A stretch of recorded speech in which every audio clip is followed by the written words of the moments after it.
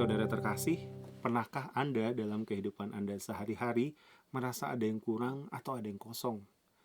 Sebagai kompensasinya Anda pun cari kesibukan lain sehingga teralihkan, namun ada momen tertentu yang kemudian kekosongan itu muncul kembali. Saya yakin bahwa sebagian besar Anda memiliki gawai, entah itu HP, ponsel pintar, smartphone, atau tablet, atau gawai lainnya. Betapa banyak kemudahan yang didapat ketika menggunakan gawai tersebut. Anda bisa mendengarkan musik dari platform digital yang terhubung ke internet, menonton film, berbelanja, dan lain sebagainya.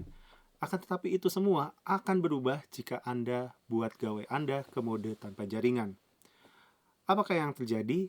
Apakah gawai Anda menjadi tidak dapat digunakan? Tidak, gawai Anda tetap bisa digunakan. Anda masih bisa memakai kamera, melihat kalender, memakai kalkulator, atau aplikasi lain yang tidak membutuhkan jaringan seluler.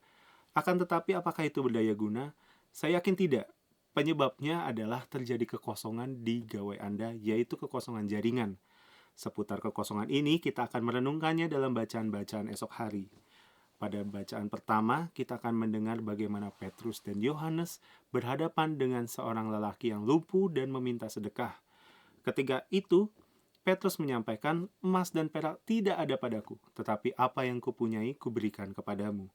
Demi nama Yesus Kristus orang Nazaret itu, berjalanlah."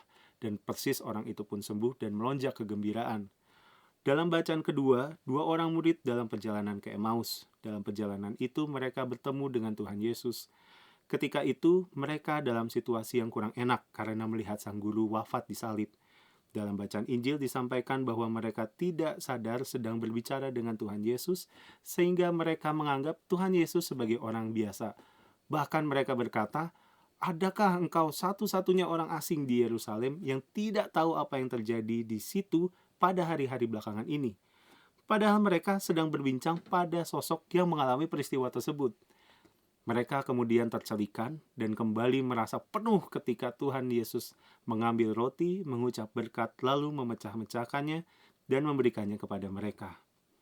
Saudari-saudara terkasih, jika kembali pada pembahasan kita di awal tentang gawai, maka bisa kita ibaratkan hidup kita itu seperti gawai tersebut, dan Tuhan Yesus adalah sumber dari jaringan seluler itu. Dalam bacaan pertama kita melihat dua orang murid yang seperti gawai, namun jaringan seluler mereka itu dimatikan. Mereka mematikan jaringan itu karena menganggap semuanya sudah selesai dan tidak ada harapan karena Tuhan Yesus sudah wafat.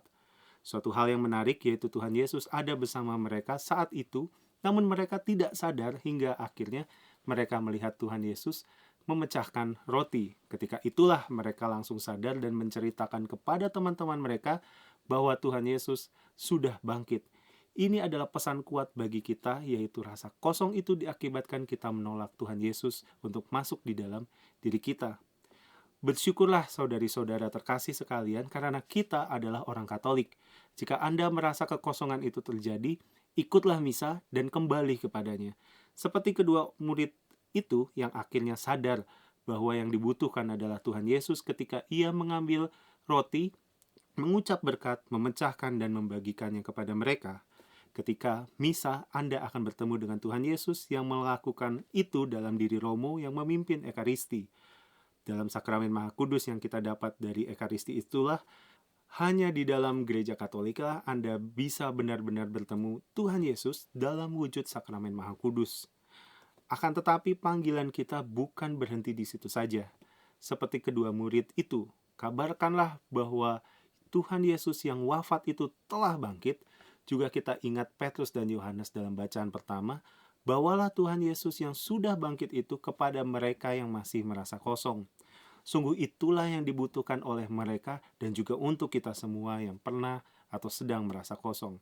Jangan lupa pesan di akhir misa yaitu, "Pergilah, misa sudah selesai," yang berarti pergilah dan bawalah Tuhan Yesus yang hadir dalam sakramen Maha Kudus yang telah kita terima kepada siapapun yang kita temui. Selamat Paskah, Tuhan Yesus telah bangkit, Ia sungguh telah bangkit. Haleluya.